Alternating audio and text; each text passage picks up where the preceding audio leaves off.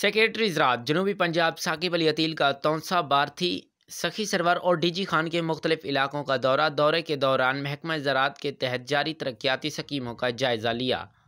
इस मौके पर सेक्रेटरी ज़राअत जनूबी पंजाब साकिब अली अतील ने कहा कि ज़रई शोबा की तरक्की और किसानों की खुशहाली के लिए जारी स्कीमें मुकर्रर करदा मुद्दत में मुकम्मल की जाएँ। शोबे वाटर मैनेजमेंट और सिवाइल कंजर्वेशन के तहत पानी ज़ख़ीरा करने के लिए तालाब तामीर किए जा रहे हैं ताकि काश्ता फसलात, सब्जियों और बागात के मुनासिब वक्त बार बाकिफ़ायत आबपाशी की जा सके। पहाड़ी इलाकों के मुताबिक नई इरिगेशन स्कीमें मुतारफ़ कराई गई हैं। उन्होंने मज़ीद कहा कि ये इलाका ऑर्गेनिक फार्मिंग के लिए बेहतरीन है। इलाके की पसमानदगी दूर करने और काश्तकारों की माशी हालात संवारने के लिए मुतअद्दिद मनसूबों पर काम जारी है।